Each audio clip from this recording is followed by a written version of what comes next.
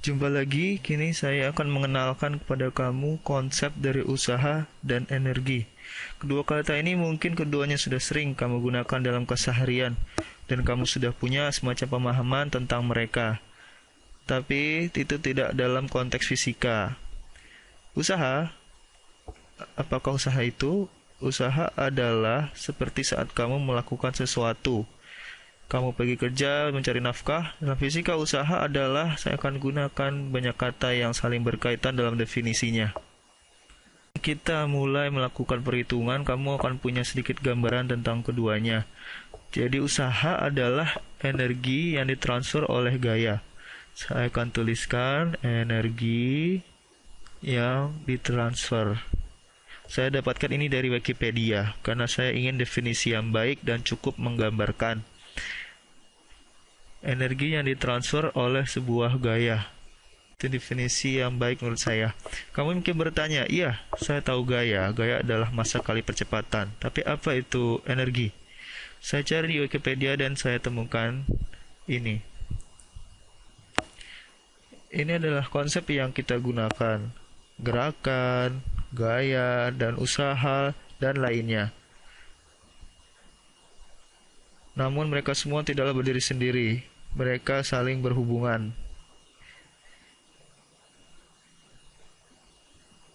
Wikipedia mengartikan energi adalah kemampuan untuk melakukan usaha. Jadi mereka saling mendefinisikan kemampuan untuk melakukan usaha. Inilah definisi yang terbaik menurut saya. Tapi hanya dengan kata-kata saja itu tidak memberi kejelasan yang cukup. Jadi saya akan menjelaskan dengan perhitungan. Semoga kamu dapat gambaran dari itu. Pengertian usaha dalam ilmu mekanika. Usaha sama dengan gaya dikali jarak. Nah, misalkan saya punya sebuah balok. Saya akan gunakan warna yang berbeda. Saya berikan gaya yang besarnya 10 Newton. Dan saya menggeser balok itu dengan memberikan gaya 10 Newton. Saya menggeser balok itu sejauh 7 meter. Jadi usaha yang saya berikan ke balok atau energi yang ditransfer ke balok, usaha sama dengan gaya yang besarnya 10 Newton dikali jaraknya 7 meter. Jadi sama dengan 70 Newton meter. Newton meter adalah hasil kali satuannya yang disebut juga dengan 1 Joule. Saya akan jelaskan nanti di video-video berikutnya. Nah, Joule adalah satuan dari usaha dan juga satuan dari energi. Dan mereka bisa saling berpindah karena sesuai definisi di Wikipedia, usaha adalah energi yang dipindahkan oleh gaya. Dan energi adalah kemampuan untuk melakukan usaha. Nah, saya akan tinggalkan definisi yang saling menjelaskan ini sekarang. Tapi nanti akan kita gunakan lagi untuk memahami tipe usaha apa yang bisa kita lakukan. Lalu jenis energi yang mana yang kita transfer ke sebuah benda saat kita melakukan usaha. Coba saya berikan contohnya. Nah, katakanlah saya punya sebuah balok.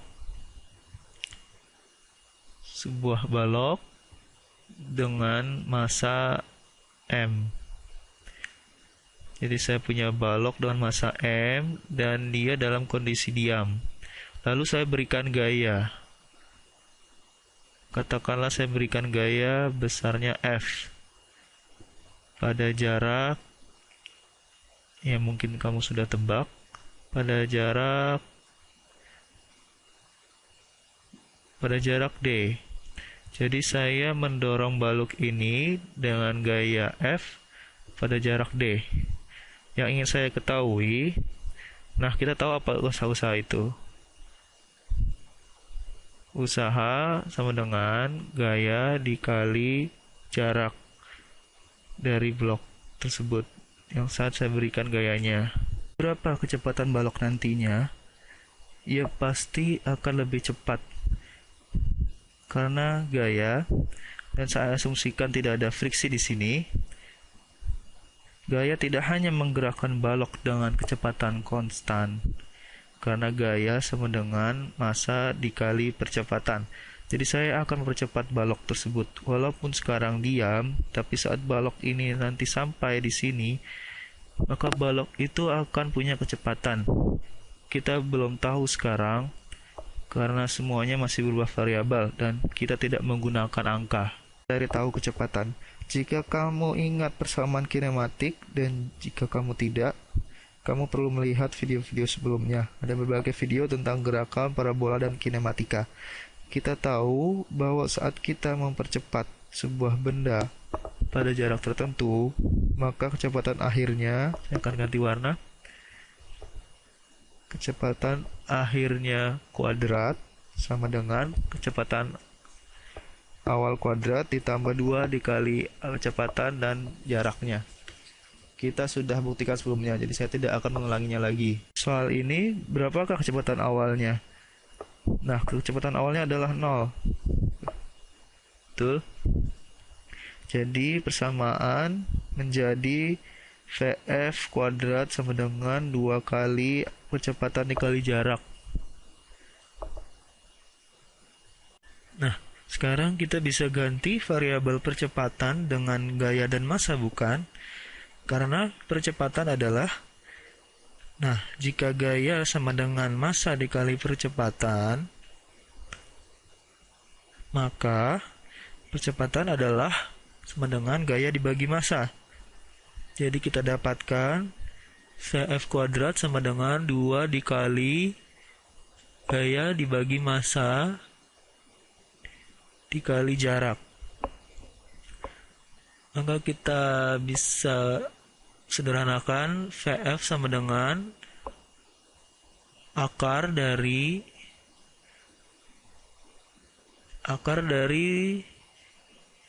2 dikali gaya dibagi dikali jarak dibagi massa. Ada yang menarik dari yang sudah kita lakukan. Apakah kamu memperhatikan sesuatu yang mirip dengan usaha? Nah, lihatlah. Kamu punya gaya dikali jarak di sini. Dan gaya kali jarak di sini. Mari kita turunkan persamaan yang tadi. Jika kita tahu berapa besar kecepatan suatu benda, jika kita bisa tahu berapa besar usaha yang dibutuhkan untuk menggerakkan suatu sistem untuk mencapai kecepatan itu, kita tinggal mengganti F gaya dikali jarak dengan usaha. Karena usaha adalah gaya dikali jarak. Langsung kita masuk persamaan ini. Maka kita dapatkan VF kuadrat sama dengan 2 dikali gaya dikali jarak sama dengan usaha. Maka 2 dikali usaha dibagi dengan M massa. Kita kalikan kedua sisi dengan massa, maka kamu dapatkan M dikali V. Nah, saya akan hapuskan notasi F di sini karena kecepatan awalnya kita tahu adalah 0. Maka M kali V kuadrat sama dengan 2 dikali W. Kita kalikan keduanya dengan 2, maka dapat usaha sama dengan massa dikali V kuadrat dibagi 2. Tuannya ini adalah dalam Joule. Nah, ini yang menarik. Setelah kita tahu kecepatan benda tersebut, kita bisa menemukan atau menggunakan formula ini yang saya harap tidak terlalu rumit untuk diturunkan. Saya akan dapatkan berapa besar usaha yang digunakan pada benda tersebut hingga mendapat kecepatan tersebut. Dan ini secara definisi adalah disebut energi kinetik. Inilah energi kinetik. Sekali lagi, berdasar Wikipedia, definisinya adalah energi yang timbul karena adanya gerakan dari sebuah benda yang tadinya diam mencapai kecepatan sekarangnya. Nah, waktunya video sedikit lagi, saya akan tinggalkan kamu formula ini, bahwa energi kinetik adalah massa dikali kecepatan kuadrat dibagi 2. Itu adalah formula yang sudah banyak dikenal. Maka saya tinggalkan kamu dengan itu, yang merupakan salah satu bentuk energi. Pada video berikutnya, saya akan tunjukkan bentuk energi lainnya. Lalu saya akan kenalkan hukum kekekalan energi. Nah, nantinya akan semakin menarik. Bagaimana kita lihat dari satu bentuk energi berpindah menjadi bentuk energi lainnya. Nah, sampai jumpa.